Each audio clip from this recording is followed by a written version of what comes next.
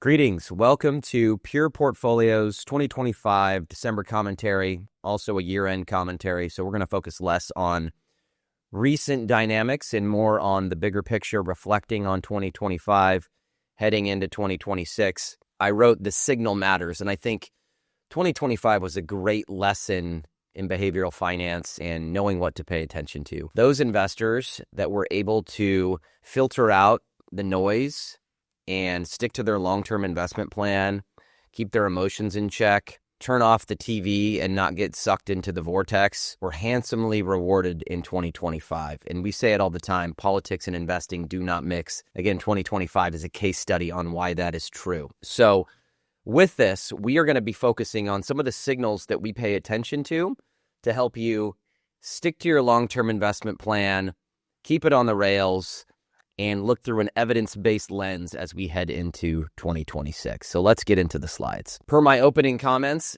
2025 was one of the worst starts through 66 trading days that we've seen. So what this is going back to 1932, the price return for the first 66 trading days, some of the worst red numbers or losses that investors have seen over the past almost 100 years. So that's this first column highlighted with this blue box. Number 4 was the fourth worst start, first 66 days over the past roughly 100 years. Negative 15.3%. However, after that, returns were quite good. So from trading day 67 through year end, and this is as of the 1st of December or the 2nd of December, the S&P was up about 37% for a price return of about 16% year to date. And I said it at the time during various podcasts, but I've never seen the underlying fundamentals, earnings, consumer spending data, what CEOs and CFOs were saying on earnings calls, credit spreads, all of that wasn't signaling red or even yellow. So the data was quite good to start the year, but the mainstream narrative on financial TV, on mainstream media, was at financial crisis levels back in 2008. And those two stories were very wide. And the signal was the underlying fundamentals in the data. The noise, what was on social media, what was on mainstream media. Again, investors that were able to pay attention to what mattered were handsomely rewarded the latter part of 2025.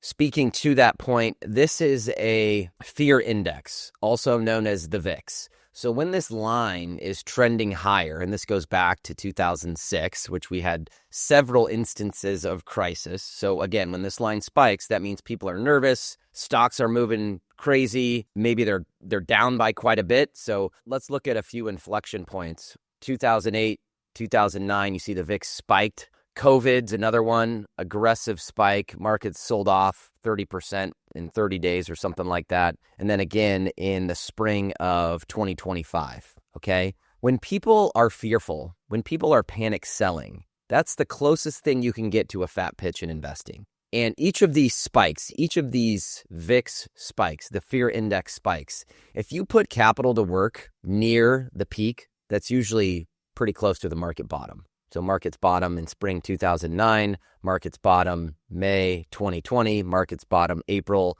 2025. If you allocate capital during those periods, it's usually a pretty good time to invest. So the time to get more aggressive is not near cycle peaks or when investing feels easy. It's when it feels like you want to throw up. It's when it feels like investing is really difficult. It's when your neighbor, your friends are telling you things are going to get much worse. That's historically a pretty decent time to put capital to work or get a little more aggressive in your investment portfolio. So back in 2019, I believe, maybe it was 2021, I wrote a post that was our most viral blog post. And the title was, Predicting Future Equity Returns is Amazingly Simple. You know, it's not simple, but there's several signals that we take stock in. And the first is very simple. When equity allocations are high, future returns tend to be lower. And all this line is the percent of Bank of America private clients' ownership percentage of equities. So as this line goes higher, that means private clients at Bank of America are owning more in equities. When this line is low, that means they're owning less in equities. And again, going back to some inflection points, 2009, markets bottomed right around here, and lo and behold, Bank of America clients, private clients, owned a cycle low in equities at the very time future return profiles were best. and markets really bounced back. You can see back in 2021 when crypto, when NFTs, when speculative technology stocks were humming higher, Bank of America private clients owned a cycle high in equities. What happened? 2022 was a nasty year. S&P was down over 20%. So that brings us to today. We're closer to the cycle high in equity ownership, which doesn't necessarily mean that markets are going to crash. But when you think about it, 2023 was quite good. 2024 was quite good. 2025 was quite good. A lot of investors are starting to pile into equities at the very time where it might make sense to exercise some caution. So again, timing is fleeting here, but it certainly rhymes. When household equity ownership is low, that's usually a pretty good time to put capital to work. When it's at cycle highs, usually a pretty good time to exercise some caution. The opposite is also true for cash. Going back to the financial crisis back in 2009, so this is just private client cash holdings. When investors are clamoring for cash, when they're hoarding cash, this marked a pretty good time back in the financial crisis, 2009. That marked the market bottom. That was a pretty good time to invest. You can see where I'm going with this. When folks were clamoring for cash during the market sell-off 2022, I wrote a blog post about how 2022 money market levels were at cycle highs. Historically, that's a pretty good time to invest. 2023, 2024, 2025 were all really good years for equity owners. Now, the other side of this is when investors are full send equities, like we saw from the last slide, are holding a cycle low in cash, so they're quote unquote over-invested, that might mean future returns are lower. And you can see we're at roughly the cycle low in cash as we head into 2026. So I always said people tend to overcomplicate things. There are several rules in investing where taken in isolation might not be all that meaningful, but when you start to piece them together, you can create a pretty sound investment plan just by paying attention to sentiment.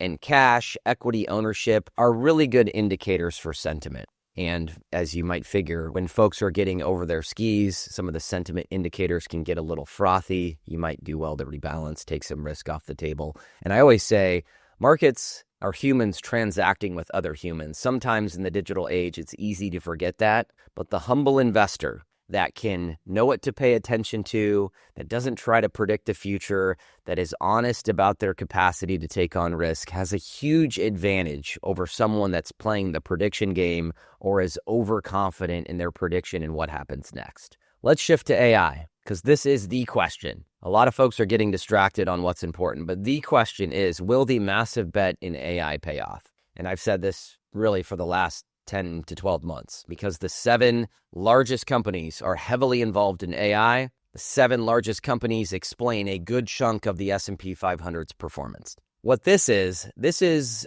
a summary of the largest cumulative losses before a young startup turned a profit. This goes back to Amazon, Spotify, Tesla, Uber, Anthropic, and OpenAI. Never in history has a startup lost more money than OpenAI before they turned a profit. And this is what investors are really starting to pay attention to. Are the massive capital expenditures within the AI ecosystem going to pay off? Because this is quite intense when you stack this up to history. And I'm not saying that there's not going to be a payoff, but Howard Marks, one of the smartest investors in which we follow, said something very astute, and it's very similar to what we've been saying. And I'm going to read this. So this is Howard Marks, the founder of Oak Tree Capital, very successful investor. Since no one can say definitively whether this is a bubble, he's talking about AI, I'd advise that no one should go all in without acknowledging that they face the risk of ruin if things go badly. But by the same token, no one should stay all out and risk missing out on one of the great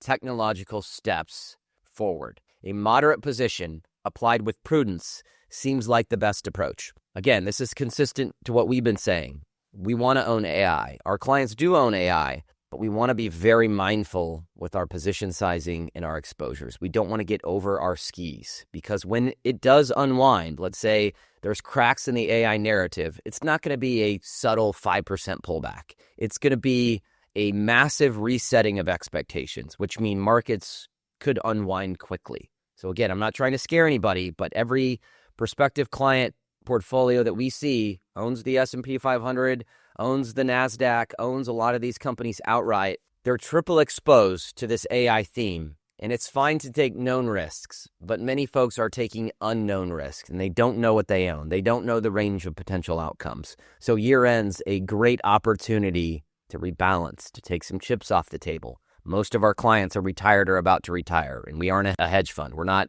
swinging for the fences come hell or high water. We're not shunning risk management. This is a great time to go back to the drawing board and see how your portfolio held up back in the spring of 2025. If it was down by 30%, you're probably taking more risk than you set out to. Let's look at the Mag 7, the 7 biggest technology companies' influence on S&P returns. So this goes back to 2021, and I like this because 2021 was a peak before we got a difficult market in 2022, and then 2023, 2024, and 2025 were quite good. The first gray line, S&P 500, is just what the S&P 500 did since 2021 year by year. S&P 500, the blue, X Mag 7. So this is stripping out the 7 biggest companies, 7 biggest technology companies, and showing what the other 493 companies did. And you can see during these really good years, like let's look at 23 and 24, taking out the Mag 7 really hurt returns, 11% versus 24% in 2023, 14% versus 23% in 2024. But look what happened in 2022. S&P 500 was down about 19%, taking out the Mag 7, which were down 40% in 2022. The other 493 stocks, X Mag 7, the blue, was only down 12%. But what I wanted to highlight was when the Magnificent Seven stocks, if they tend to unwind, if they reset expectations given the AI narrative, they most likely, and I don't want to make a prediction, but they most likely are going to have an ugly, crooked number next to their name. Negative 40% is very substantial back in 2022. Okay, so again, I'm not going to repeat myself, but just being mindful of your exposures. And then another thing I wanted to point out was in 2023 and 2024, the Mag 7 explained the majority of the S&P's returns, which is great when markets are trending up. But again, if it flips, they're going to explain a great chunk of the negative returns to the downside. Okay, another word on sentiment. So, we talk a lot about signal in our investment rules. This is one of our investment rules. We pay very close attention to consumer sentiment and investor sentiment. And there's a very clear pattern. Again, when people feel horrible, that's a pretty good time to invest. When folks are euphoric, that's the time to exercise some caution. So this is the S&P 500 right here, this top line. When the University of Michigan Consumer Sentiment Index is below 56, and we chart every past signal when the sentiment index is below 56 and what the S&P 500 did 1 month, 2 month, 3 months, 6 months, 8 months, 10 months, and 1 year later. I'm not going to go through all of this, but know the current sentiment reading is below 56. So we show that here, December 2025. Now we don't know what markets are going to do, but every instance that the consumer sentiment index is below 56, going back to 1980, 10 months and 1 year later, the S&P 500 is up 100% of the time. So I will repeat myself. Anytime this sentiment index is below 56, the S&P 500 going back to 1980 is positive 10 months, 1 year later, 100% of the time. I'm not saying this is going to be true going forward, but again, when investors feel skittish, that's usually a pretty good time to invest. And this is backed by 45 years of historical data. Moving on to the next slide. This is the length and severity of bear and bull markets measured by the S&P 500. Okay, so there's a few lines here. 1973, stagflation. 1980, when the Fed was tightening. Black Monday, where the markets crashed by over 10% in one day. Tech bubble, financial crisis. The pandemic in purple. The inflation spike, I guess that's lime. But there's a few takeaways here. It's mainstream in 2025 to predict doom and gloom. It gets a lot of attention, clicks and opens. Pessimism does sell. But bull markets, again, going back over 50 years, are much longer and more powerful than bear markets. Bear markets are much shorter. Case in point, the average number of months for a bull market is 70 months. That's like over 5 years. A bear market lasts about a year. The average return during a full bull cycle, a full up cycle, is 221%. The average bear market loss is 39%. Okay, so I'm just framing that. We're blessed to live in a country where American businesses tend to go up in value. The U.S. stock market historically has been one of the greatest wealth creation engines on planet Earth. It pains me to see some investors playing the prediction game, having hot takes. They're 100% sure the market's going to sell off, so they raise 100% cash in their portfolio, and they're just waiting for a better opportunity for markets to sell off. These decisions are not free. I've seen more wealth destroyed anticipating a difficult market than the difficult market itself, meaning sitting out of a lucrative upmarket is much more painful than experiencing the pain of a short-term difficult market. A better approach is to, rather than timing markets, jumping in and out, that's a recipe to be miserable, build a portfolio that reflects your capacity to take risk and fits your investment personality. One that you can stick to during good markets and bad markets. That might mean 20% stocks for you and 80% bonds. It might mean 80% stocks for you and 20% bonds. Every investor is different. But the message is, when you make a large active bet, let's say you sell 50% equities because you read a scary article or watched a YouTube video and markets trend 20% higher. That's a very real expensive mistake. That decision was not free. And there's a lot of folks out there that are like, oh, I don't want to pay a financial advisor. And then you look at what they've done the last 3 years,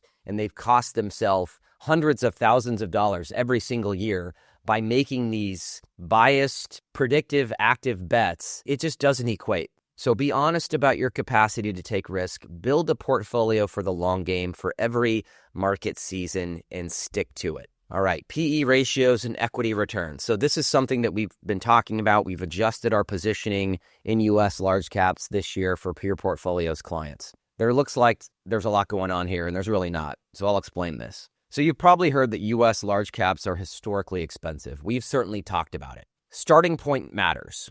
So the more expensive any asset class is, the lower future potential returns are. Now, timing is fleeting. So in 1 year, what's expensive can stay expensive. What's cheap can stay cheap. But over a longer period of time, what's expensive tends to generate lower future returns.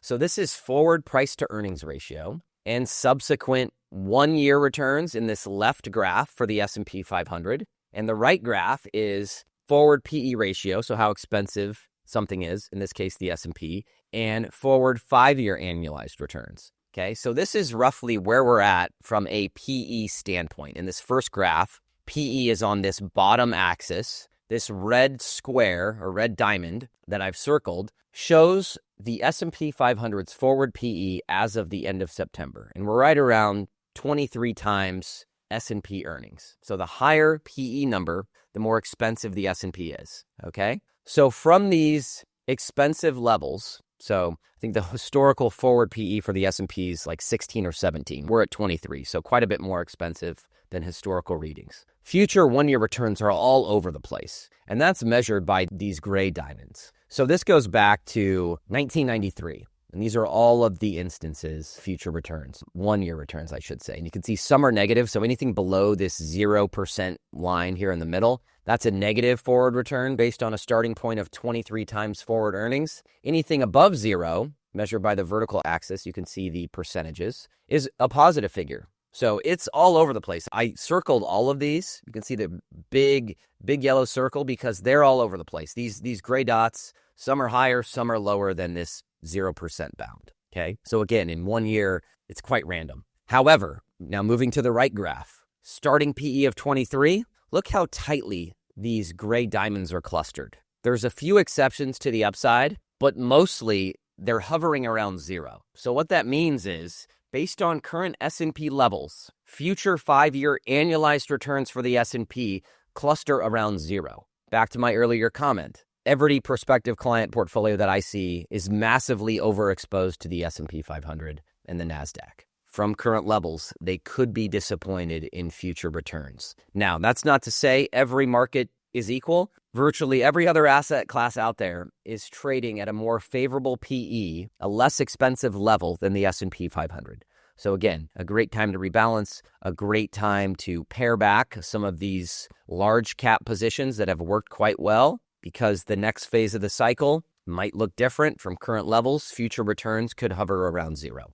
Now, kind of the question, bubble gets thrown around a lot. So this is earnings, how richly an index is trading. So earnings and valuation. And this is the S&P 500. And a lot of people are comparing current levels to the tech bubble back in 2000, 1999. And while we are concerned about how expensive U.S. large caps are and how much is riding on the AI theme, stock prices are a function of earnings. And you cannot argue that corporate earnings this year have been some of the best on record, which would justify higher stock prices today. When you compare that back to 1999 and 2000, it really was the opposite. Earnings quality, earnings growth was cratering, and stocks were getting more expensive. In 2025, earnings quality is going up, earnings growth is going up, and how rich or cheap markets are has really stayed the same. So I'll show you what that looks like. So this is a snapshot. So don't pay attention to this black line. I want you to pay attention to